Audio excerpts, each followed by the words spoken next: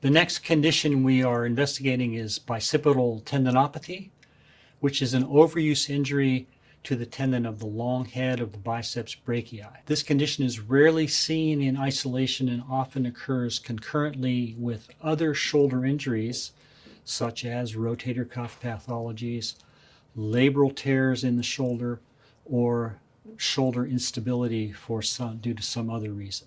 The most common symptoms reported by clients are a deep throbbing ache at the front of the shoulder, usually exacerbated by pushing or pulling overhead. Pain may refer down the arm to the deltoid insertion and occasionally all the way down the arm through the radial distribution. The most common physical sign for bicipital tendinopathy is tenderness to direct palpation at the bicipital groove. You may also notice the client may report a snapping sound or as they move the arm, the result of the tendon subluxing out of the bicipital groove. Next, we'll be looking at assessment and testing for bicipital tendinopathy. For testing in most of the conditions we're covering in this course, we would do active and passive range of motion. However, for the biceps tendinopathy, a range of motion testing specifically is not fruitful because there's so much possible concurrent issues going on in the rotator cuff, possibly the labrum, possibly the subacromial bursa. So typically we resort to manual resistive tests and palpatory examination to determine the tissue most at fault in this condition. For the manual resistive test for the biceps, especially focused on the long head of the biceps, the first test is called Jurgensen's test. We have our athlete standing or sitting with the elbow bent to 90 degrees and the forearm pronated, because the biceps is both a supinator and a flexor. So supinator of the forearm, flexor of the shoulder. This is a test for supination.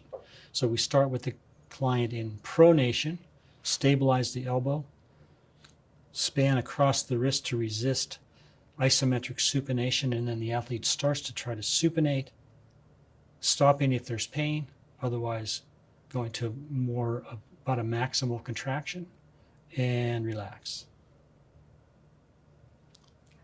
This would especially be, if there was pain, it would especially be right at the bicipital groove where the long head of the long head tendon comes through.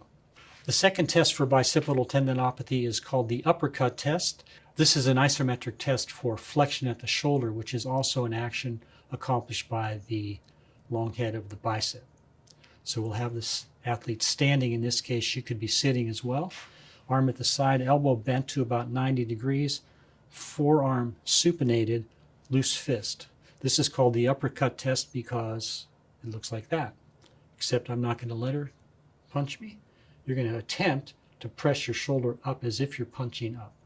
Hold just like that. Strong isometric contraction. Pain or weakness is a positive sign. She's good and strong. No pain, right? And relax. Okay. Once we've done the warm-up work for the shoulder girdle and upper arm, we position the athlete in the same way that we positioned her for palpatory exam. Now what we are doing is looking for the most tender spot on the tendon to apply the deep transverse friction work. So once again, we're going to palpate for the bicipital groove. And now we're looking for the most tender spot on the tendon. Once we find that, we just maintain our pressure sort of moderate and then rotate the arm back and forth in order to provide that friction work across the grain of the tendon. Would do this for about a minute. Notice that it's slow and pressure maintained in both directions.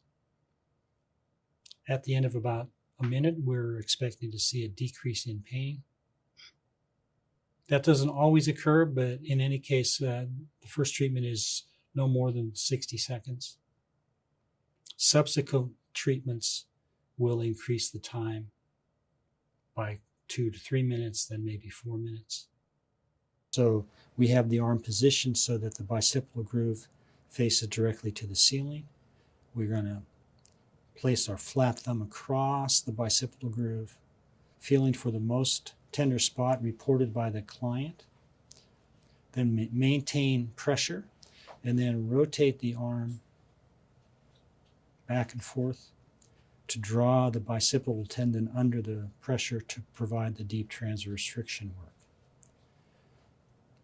We have found this application to be more comfortable for the client if the arm is moving and the thumb is stationary, as opposed to the stationary arm and the moving thumb.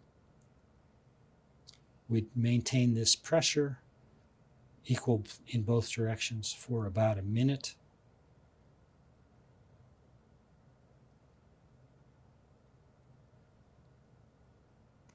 And that's the treatment position for the biceps tendon as it passes through the bicipital groove.